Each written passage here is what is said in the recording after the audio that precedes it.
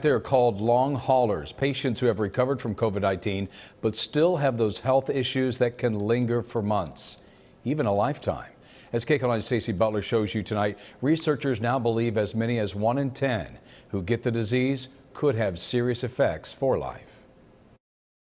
I cried because, I want to be with my family at the same time. I don't want to infect them. Quarantined away from her home and family, Daisy Martinez is living in a hotel room, praying a lot. I just thank God that he's with us and that I feel that he's going to heal this world. It's been 5 months since this Monrovia grandmother was diagnosed with COVID. She's one of a growing number of what scientists are calling long haulers.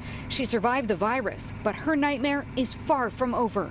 Racked with breathing problems, brain fog, hair loss, a lingering cough, and exhaustion, this nurse who works at the Queen of the Valley Hospital in West Covina is finally able to return to shortened work days. But she says she will stay in a hotel for at least 3 more weeks to avoid infecting her family again. Now we have these new variant viruses and you can get sick again. Martinez is one of hundreds of COVID patients across the state now participating in a COVID clinic.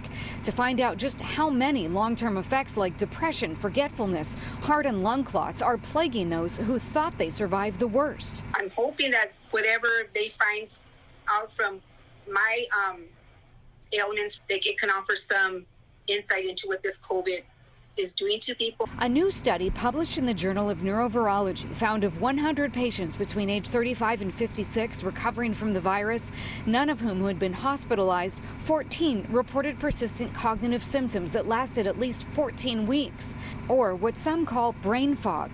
Another doctor wrote there is a small group of patients that seem to have long-term complications of this acute infection. We think that the number is something around 10% of the infected people. Medical sociologist and UC Riverside professor Dr. Richard Carpiano is concerned. Often, in our own conceptions about this, we think about COVID as, it's something you get and you can get very sick with it and you either recover or sadly you might die from it.